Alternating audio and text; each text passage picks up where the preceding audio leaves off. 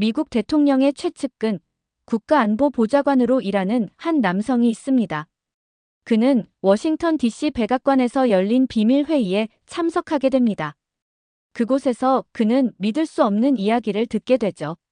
미국의 대통령과 핵심 참모들이 동맹국으로 여겨졌던 한국을 이용해 엄청난 계획을 세우고 있었던 겁니다.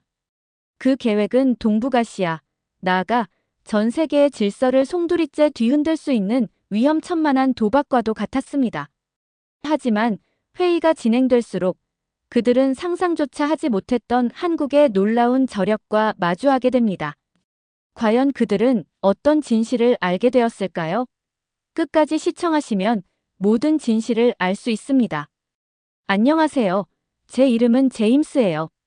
저는 미국 국가안보회의 NSC 보좌관으로 일하고 있어요. 워싱턴 DC의 늦은 밤, 백악관 상황실로 향하는 제 발걸음은 평소보다 훨씬 무거웠어요. 윌슨 대통령의 긴급 호출. 뭔가 심상치 않은 일이 벌어지고 있다는 직감이 들었죠. 백악관 상황실은 영화에서나 보던 모습 그대로였어요. 거대한 스크린에는 세계 각지의 상황이 실시간으로 표시되고 있었고, 긴 테이블에는 낯익은 얼굴들이 자리하고 있었죠.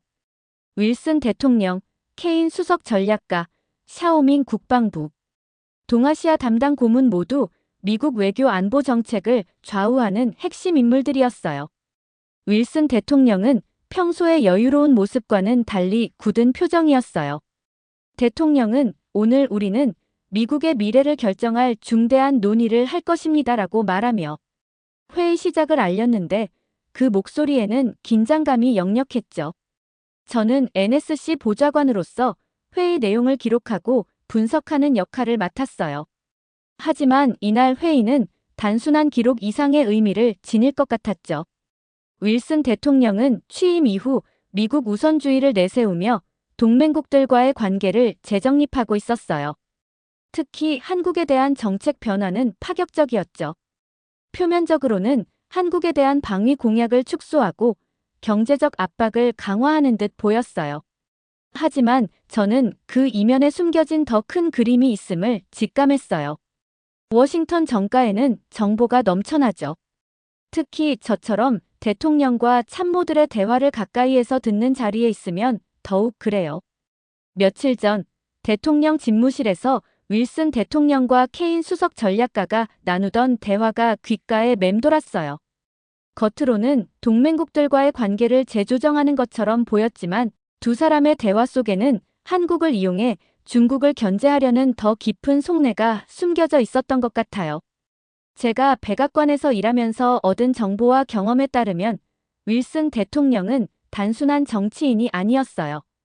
그는 치밀한 전략가였고 때로는 냉혹한 결정을 내리는데 주저함이 없는 사람이었죠. 그런 그가 한국에 대한 정책을 갑자기 바꾼 데에는 분명 어떤 이유가 있을 거라고 생각했어요. 회의가 시작되기 전 저는 잠시 샤오밍 고문과 눈이 마주쳤어요. 그는 중국계 미국인으로 국방부에서 동아시아 지역을 담당하는 고위 관료였죠. 샤오밍 고문은 한국에 대해 다소 부정적인 시각을 가지고 있었어요. 그는 한국이 군사, 경제적으로 중국의 상대가 되지 않는 약소국이며 미국의 지원 없이는 생존할 수 없다고 믿는 듯 보였어요. 저는 샤오밍 고문의 생각에 동의하지 않았어요. 한국은 이미 경제, 기술적으로 상당한 수준에 올라와 있었고 특히 IT 분야에서는 미국을 앞서는 부분도 있었죠. 하지만 샤오밍 고문처럼 워싱턴의 많은 고위 관계자들은 한국의 잠재력을 과소평가하고 있는 것 같았어요. 곧 회의가 시작되었고 저는 숨을 죽인 채 윌슨 대통령의 입에서 나올 다음 말을 기다렸어요. 폭풍 전야 백악관 상황실에는 팽팽한 긴장감이 감돌고 있었죠. 케인 수석 전략가가 회의의 핵심 내용을 발표하기 시작했어요. 그녀의 목소리는 차분했지만 그 내용은 가히 충격적이었죠. 저는 숨을 죽이고 그녀의 말에 귀를 기울였어요. 대통령 각하의 진정한 의도는 한국을 전폭적으로 지원하여 궁극적으로는 핵무장까지 용인함으로써 중국을 견제하고 미국의 패권을 유지하는 것입니다. 저는 순간 제 귀를 의심했어요. 한국의 핵무장이라니. 이건 한반도뿐만 아니라 동북아시아 전체의 안보 지형을 뒤흔들 수 있는 엄청난 발언이었죠. K는 말을 이어갔어요.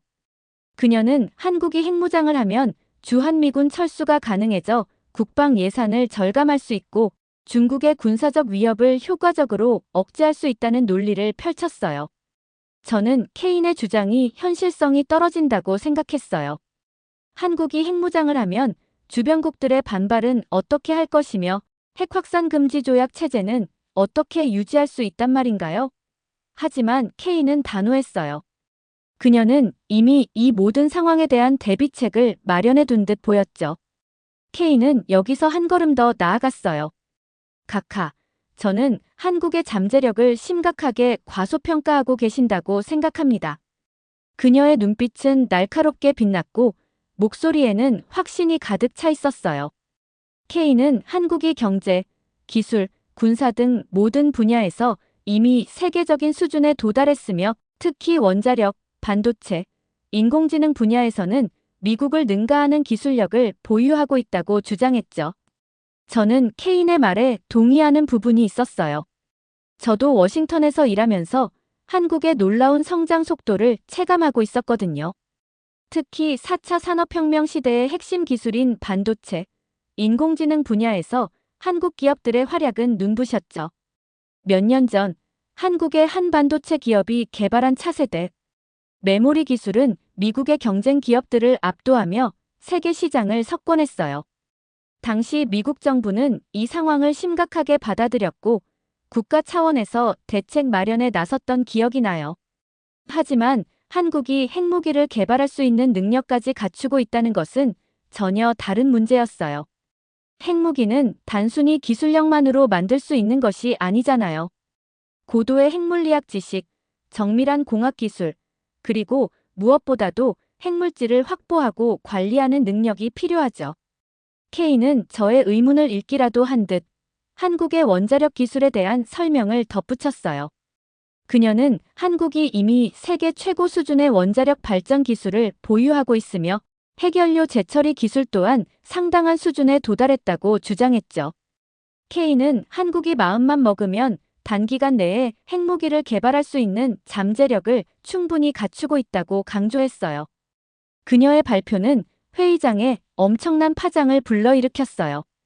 윌슨 대통령은 당황한 기색을 감추지 못했고 샤오밍 고문은 격렬하게 반발했죠. 저는 이 모든 상황을 지켜보며 깊은 생각에 잠겼어요. 만약 K의 말이 사실이라면 윌슨 대통령의 계획은 엄청난 위험을 감수하는 도박이 될 수도 있었어요. 한국은 더 이상 미국의 통제 아래 있는 약소국이 아니었어요. 스스로의 힘으로 세계의 강대국으로 발돋움할 수 있는 잠재력을 가진 나라였죠. 저는 앞으로 벌어질 일들이 두려웠어요. 윌슨 대통령의 계획대로 한국이 핵무장을 하게 된다면 동북아시아는 물론 전 세계의 안보 질서가 송두리째 흔들릴 수 있었죠. 하지만 동시에 저는 한국의 놀라운 잠재력에 대한 기대감도 느꼈어요. 한국이 미국의 통제를 벗어나 독자적인 강대국으로 성장한다면 세계는 어떤 모습으로 변화할까요? 저는 그 답을 알 수 없었지만 한 가지 분명한 것은 한국이 앞으로 세계 무대에서 더 큰 역할을 하게 될 것이라는 사실이었어요. 샤오밍 고문이 격렬하게 반박하고 나섰어요. 그의 얼굴은 분노와 불신으로 가득 차 있었죠. 말도 안 됩니다. 한국은 중국의 상대가 되지 않는 약소국입니다. 미국의 지원 없이는 핵무기를 개발하고 유지할 능력이 없습니다. 샤오밍 고문은 숨을 헐떡이며 말을 이어갔어요. 그는 한국이 중국의 경제적 보복에 극도로 취약하며 미국의 의지에 반하는 행동을 할 수 없다고 주장했죠. 한국 문화는 중국 문화의 아류이며 독자성이 부족하다는 말도 덧붙였어요. 저는 샤오밍 고문의 말에 동의할 수 없었어요. 물론 중국이 경제, 군사적으로 한국보다 훨씬 강력한 국가라는 것은 부인할 수 없는 사실이에요. 하지만 한국은 이미 상당한 수준의 경제력과 기술력을 갖추고 있었고 특히 특정 분야에서는 중국을 능가하는 경쟁력을 보여주고 있었죠. 샤오밍 고문의 발언은 객관적인 사실보다는 개인적인 편견에 더 가깝게 느껴졌어요. 워싱턴에서 일하면서 저는 샤오밍 고문과 같은 생각을 가진 사람들이 꽤 많다는 것을 알게 되었어요. 그들은 한국을 여전히 미국의 영향력 아래 있는 작은 나라로만 생각하고 있었죠. 한국의 급부상에 대한 불안감과 경계심이 그들의 눈을 가리고 있는 것 같았어요. 샤오밍 고문은 계속해서 한국의 능력을 평가절하했어요. 그는 한국의 국방력이 중국에 비해 현저히 약하며 핵무기를 개발할 만한 기술력도 자원도 없다고 주장했죠. 특히 그는 한국이 미국의 해구산에 전적으로 의존하고 있기 때문에 독자적인 핵무기 개발은 꿈도 꿀 수 없다고 강조했어요. 저는 샤오밍 고문의 주장이 지나치게 단순화된 것이라고 생각했어요. 물론 한국이 미국의 군사적 지원을 받고 있는 것은 사실이지만 그렇다고 해서 한국의 국방력이 약하다고 단정 지을 수는 없었죠. 한국은 이미 세계적인 수준의 방위산업체를 보유하고 있었고 첨단 무기 개발에도 적극적으로 투자하고 있었어요. 몇 년 전 한국이 자체 개발한 K9 자주포는 세계 각국으로 수출되며 그 성능을 인정받았어요. 특히 유럽 국가들 사이에서 K9 자주포의 인기는 대단했죠. 당시 저는 한국의 방위산업 기술력이 이렇게까지 발전했다는 사실에 놀랐던 기억이 나요. 샤오밍 고문은 한국의 경제력에 대해서도 의문을 제기했어요. 그는 한국 경제가 중국에 대한 의존도가 매우 높기 때문에 중국의 경제 보복을 감당할 수 없을 것이라고 주장했죠. 그는 한국이 미국의 편에 서서 중국을 견제하려는 시도를 한다면 중국은 즉각 경제 보복에 나설 것이고 한국 경제는 순식간에 무너질 것이라고 경고했어요. 저는 샤오밍 고문의 주장이 어느 정도 일리가 있다고 생각했어요. 실제로 한국 경제는 중국과의 교역에 크게 의존하고 있었고 중국의 경제 보복은 한국 경제에 심각한 타격을 줄 수 있었죠. 하지만 저는 한국이 그렇게 쉽게 무너지지 않을 것이라고 믿었어요. 한국은 이미 여러 차례 경제 위기를 겪으면서 강한 회복력을 보여주었고 위기를 기회로 삼아 더욱 발전하는 저력을 가지고 있었으니까요. 몇 년 전 글로벌 금융 위기가 닥쳤을 때 한국은 다른 나라들보다 훨씬 빠르게 경제를 회복시키며 세계를 놀라게 했어요. 당시 한국 정부는 과감한 경기 부양책을 펼쳤고 기업들은 혁신적인 기술 개발과 해외 시장 개척에 적극적으로 나섰죠. 그 결과 한국은 위기 이전보다 더욱 강력한 경제 체질을 갖추게 되었어요. 저는 샤오밍 고문의 발언을 들으면서 그가 한국에 대한 편견을 버리고 현실을 직시해야 한다고 생각했어요. 한국은 더 이상 약소국이 아니었어요. 스스로의 힘으로 세계 무대에 우뚝 설 수 있는 잠재력을 가진 나라였죠. 케인 수석 전략가는 샤오밍 고문의 주장을 조목조목 반박하기 시작했어요. 그녀는 준비해온 자료들을 화면에 띄우며 차분하지만 단호한 어조로 설명을 이어갔죠. 케인은 먼저 한국의 경제력에 대한 분석부터 시작했어요. 그녀는 한국이 이미 세계 10위권의 경제대국이며 1인당 국민소득 또한 꾸준히 증가하고 있다고 설명했어요. 특히 한국의 반도체, 디스플레이, 조선, 자동차 산업은 세계적인 경쟁력을 갖추고 있으며 최근에는 인공지능, 바이오, 오지 등 첨단 산업 분야에서도 두각을 나타내고 있다고 강조했죠. 저는 케인의 설명에 공감했어요. 저 역시 한국의 경제 성장 속도에 놀라움을 금치 못하고 있었거든요. 특히 한국 기업들의 혁신적인 기술 개발 능력은 정말 대단했어요. 몇 년 전 한국의 한 스타트업이 개발한 인공지능 기반 의료, 영상 분석 기술은 전 세계 의료계의 주목을 받았죠. 이 기술은 엑스레이, CT, MRI 등 의료 영상을 인공지능으로 분석하여 의사의 진단을 돕는 혁신적인 기술이었어요. 당시 저는 이 기술이 상용화되면 의료 서비스의 질을 획기적으로 높일 수 있을 뿐만 아니라 한국이 의료, 인공지능 분야의 선두주자로 도약할 수 있을 것이라고 예상했어요. 케인은 한국의 경제가 중국에 대한 의존도가 높은 것은 사실이지만 최근 들어 그 의존도가 점차 낮아지고 있다고 설명했어요. 한국 기업들이 적극적으로 해외 시장을 개척하고 있으며 특히 동남아시아, 인도, 중남미 등 신흥 시장에서 괄목할 만한 성과를 거두고 있다는 것이었죠. 다음으로 K는 한국의 국방력에 대한 분석을 이어갔어요. 그녀는 한국이 징병제를 유지하고 있으며 60만 명이 넘는 정규군을 보유하고 있다고 설명했어요. 또한 한국군은 첨단 무기 도입과 훈련 강화에 막대한 예산을 투자하고 있으며 특히 북한의 핵 위협에 대응하기 위해 한국형 미사일 방어체계 구축에 박차를 가하고 있다고 강조했죠.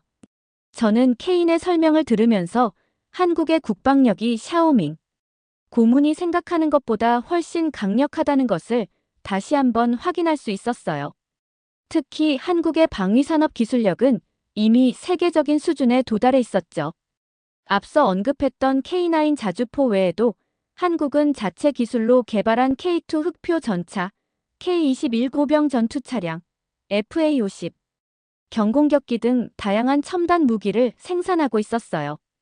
K는 마지막으로 한국의 핵무기 개발 능력에 대한 분석 결과를 제시했어요. 그녀는 한국이 이미 세계 최고 수준의 원자력 발전 기술을 보유하고 있으며 핵연료 재처리 기술 또한 상당한 수준에 도달했다고 설명했죠. K는 한국이 마음만 먹으면 단기간 내에 핵무기를 개발할 수 있는 잠재력을 충분히 갖추고 있다고 강조했어요. 특히 한국은 원자력 발전소 운영 경험이 풍부하고 관련 인력과 기술력이 뛰어나기 때문에 핵무기 개발에 필요한 시간과 비용을 크게 단축할 수 있다는 것이었죠. K는 윌슨 대통령에게 한국의 핵개발을 허가하면 미국의 핵기술을 한국에 팔아넘기면서 통제할 속셈이었지만 한국은 자체 기술만으로 단기간에 핵무기 개발을 완료할 가능성이 높다고 경고했어요. 그녀는 한국이 핵무장을 하게 되면 미국의 통제를 벗어나 독자적인 행보를 보일 가능성이 높으며 이는 미국의 동북아시아 전략에 심각한 차질을 초래할 수 있다고 우려했죠. 케인의 발표는 회의장에 엄청난 충격을 안겨주었어요. 윌슨 대통령은 당황한 기색을 감추지 못했고 샤오밍 고문은 여전히 믿을 수 없다는 표정을 지었죠. 저는 이 모든 상황을 지켜보며 깊은 생각에 잠겼어요. 케인의 말이 사실이라면 윌슨 대통령의 계획은 엄청난 위험을 감수하는 도박이었어요. 회의는 혼란 속에서 마무리되었어요. 윌슨 대통령은 케인의 분석을 바탕으로 한국에 대한 정책을 재검토하겠다고 밝혔죠. 하지만 그의 표정에는 여전히 복잡한 심경이 뒤섞여 있는 듯 보였어요. 윌슨 대통령은 한국을 미국의 영향력 아래 두고 중국을 견제하는 도구로 활용하려 했지만 케인의 분석은 그의 계획이 완전히 빗나갈 수 있음을 시사했죠.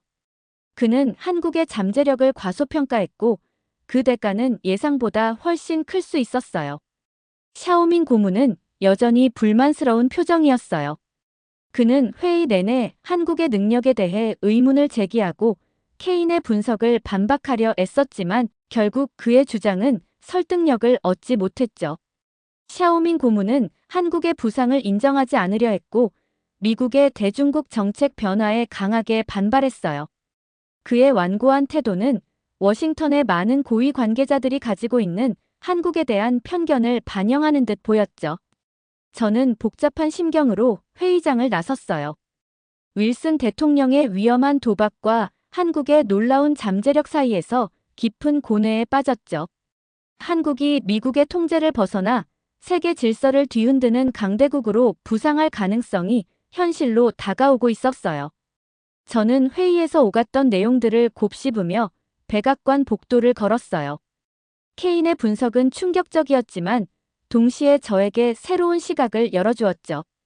저는 그동안 한국을 미국의 동맹국 또는 중국을 견제하기 위한 전략적 요충지 정도로만 생각했어요. 하지만 케인의 발표는 한국이 그 이상의 잠재력을 가지고 있으며 스스로의 힘으로 세계 무대에 우뚝 설 수 있는 나라라는 것을 깨닫게 해주었죠. 회의장을 나서면서 저는 윌슨 대통령의 보좌관 중 한 명과 마주쳤어요. 그는 저에게 오늘 회의 정말 충격적이었죠? 한국이 그렇게까지 성장했을 줄은 몰랐어요. 라고 말하며 씁쓸한 미소를 지었어요. 그의 말에는 당혹감과 함께 앞으로 다가올 변화에 대한 두려움이 섞여 있는 듯 보였죠. 저는 그의 말에 공감하면서도 한편으로는 기대감을 느꼈어요. 한국의 부상은 미국의 새로운 도전 과제를 안겨줄 것이 분명했지만 동시에 새로운 기회를 제공할 수도 있었죠. 한국과의 협력을 통해 더 나은 미래를 만들어갈 수 있을지도 모른다는 희망이 생겼어요. 백악관을 나서자 워싱턴의 밤 공기가 차갑게 느껴졌어요. 저는 밤하늘을 올려다보며 생각에 잠겼어요. 오늘 회의는 저에게 많은 것을 깨닫게 해주었죠. 세상은 끊임없이 변화하고 있으며 그 변화의 속도는 우리가 예상하는 것보다 훨씬 빠를 수 있다는 것을요. 특히 한국과 같이 역동적인 국가의 부상은 세계 질서를 재편하는 중요한 변수가 될 수 있다는 것을 깨달았어요. 저는 앞으로 한국에 대한 정보를 더 깊이 있게 수집하고 분석해야겠다고 다짐했어요. 한국의 정치, 경제, 사회, 문화 등 모든 분야에 대한 이해를 넓혀야 했죠. 그래야만 한국의 부상이 미국에 미칠 영향을 정확하게 예측하고 올바른 정책 결정을 내릴 수 있을 테니까요. 집으로 돌아가는 길, 저는 한국에 대한 생각으로 머릿속이 가득 찼어요. 한국은 더 이상 미국의 통제를 받는 약소국이 아니었어요. 동등한 파트너로서 함께 세계 평화와 번영을 위해 노력해야 할 때였죠. 저는 앞으로 한국과 미국의 관계가 어떻게 변화할지, 그리고 그 변화 속에서 제가 어떤 역할을 할 수 있을지 고민하며 밤늦도록 잠을 이루지 못했어요. 그날 이후, 저는 한국에 대한 정보를 수집하고 분석하는 데 집중했어요. 케인의 말이 옳았어요. 한국은 제가 생각했던 것보다 훨씬 더 빠르게 성장하고 있었죠. 언론에서는 연일 한국 경제의 놀라운 성과와 한국 기업들의 혁신적인 기술 개발 소식을 보도했어요. 저는 한국 관련 뉴스 기사, 학술 논문, 정부 보고서 등 다양한 자료를 찾아보며 한국에 대한 이해를 넓혀갔죠. 한국의 경제 성장세는 정말 놀라웠어요. 특히 반도체, 디스플레이, 스마트폰 등 IT 분야에서 한국 기업들의 활약은 눈부셨죠. 삼성전자, LG전자, SK하이닉스 등 한국의 대표 기업들은 세계 시장을 선도하며 미국의 경쟁 기업들을 압도하고 있었어요. 저는 한국 기업들이 어떻게 이렇게 빠른 시간 안에 세계적인 경쟁력을 갖추게 되었는지 궁금했어요. 그래서 저는 한국 경제 전문가들을 만나 인터뷰하고 한국 기업들의 성공 사례를 연구하기 시작했죠.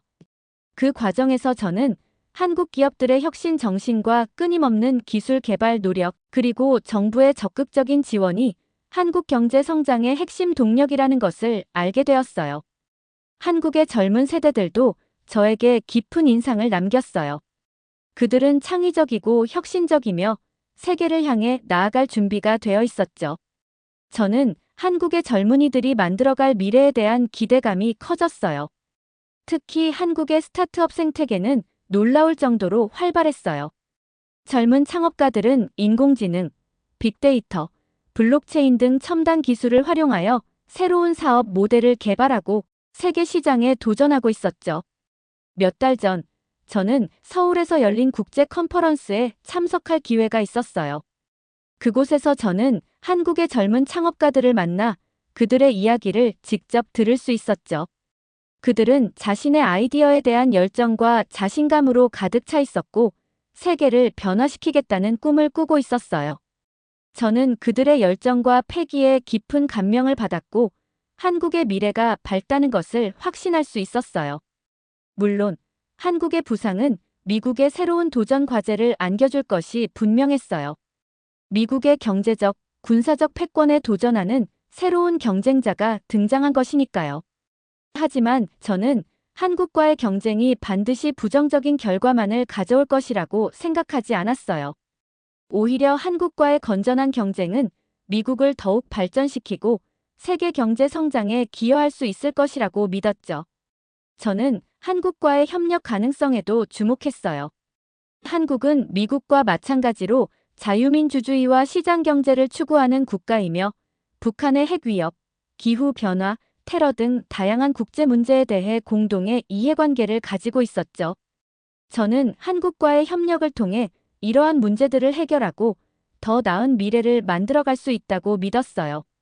저는 한국에 대한 저의 인식이 바뀌고 있음을 느꼈어요. 처음에는 그저 미국의 전략적 요충지 또는 중국을 견제하기 위한 도구 정도로만 생각했지만 이제는 한국이 가진 역동성과 잠재력에 매료되었죠. 저는 한국이 앞으로 세계 무대에서 더 큰 역할을 할 것이라고 확신했어요. 저는 워싱턴의 밤하늘을 바라보며 생각했어요. 백악관의 그림자 속에서 시작된 이 이야기는 이제 새로운 국면을 맞이하고 있었죠. 한국의 부상과 함께 세계는 예측 불가능한 격변의 시대로 접어들고 있었어요. 그리고 저는 그 변화의 중심에서 한국과 미국의 새로운 관계를 만들어가는데 기여하고 싶었어요. 저는 앞으로 한국과 미국이 서로 협력하고 경쟁하면서 함께 성장해 나갈 수 있기를 기대했어요. 그리고 그 과정에서 제가 작은 역할이라도 할 수 있기를 희망했죠. 여러분, 오늘 함께 본 이야기는 정말 놀랍지 않나요? 저는 이 영상을 사연을 들려드리면서 제임스라는 한 개인의 시각을 통해 강대국들의 숨겨진 전략과 그 이면에 가려진 진실, 그리고 한국이라는 나라의 엄청난 잠재력을 생생하게 느낄 수 있었습니다. 윌슨 대통령의 숨겨진 의도와 케인 수석 전략가의 날카로운 분석, 그리고 샤오밍 고문의 편견 섞인 시선까지. 이 모든 것들이 얽히고 설켜 만들어내는 거대한 흐름 속에서 한국은 조용하지만 강력하게 자신의 존재감을 드러내고 있었죠. 마치 거대한 폭풍 속에서도 꿋꿋하게 싹을 틔우는 한 그루 나무처럼 말입니다.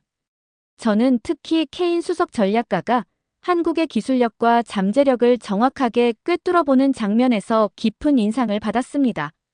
워싱턴의 많은 사람들이 한국을 과소평가하고 있을 때 그녀는 한국의 진정한 가치를 알아본 것이죠. 이는 우리에게도 시사하는 바가 크다고 생각합니다. 겉으로 보이는 모습만이 전부가 아니라는 것, 그리고 숨겨진 가능성을 발견하고 믿는 것이 얼마나 중요한지를요. 오늘 이야기를 통해 저는 한국이라는 나라에 대해, 그리고 우리가 살아가는 세상에 대해 다시 한번 생각해 보게 되었습니다. 강대국들의 복잡한 셈법 속에서도 결국 세상을 움직이는 것은 각 나라, 그리고 그 안에 살아가는 사람들의 열정과 의지라는 것을요. 오늘 영상이 여러분께도 작은 울림을 주었기를 바랍니다. 그리고 이 이야기가 우리 모두에게 더 넓은 시야와 깊은 통찰력을 갖는 계기가 되기를 소망합니다. 영상을 재밌게 시청하였다면 구독, 좋아요, 알림 설정 잊지 마시고 여러분의 소중한 댓글도 기다리고 있겠습니다. 여러분의 관심과 참여가 저희 채널에는 큰 힘이 된답니다. 다음 영상에서 또 만나요. 감사합니다.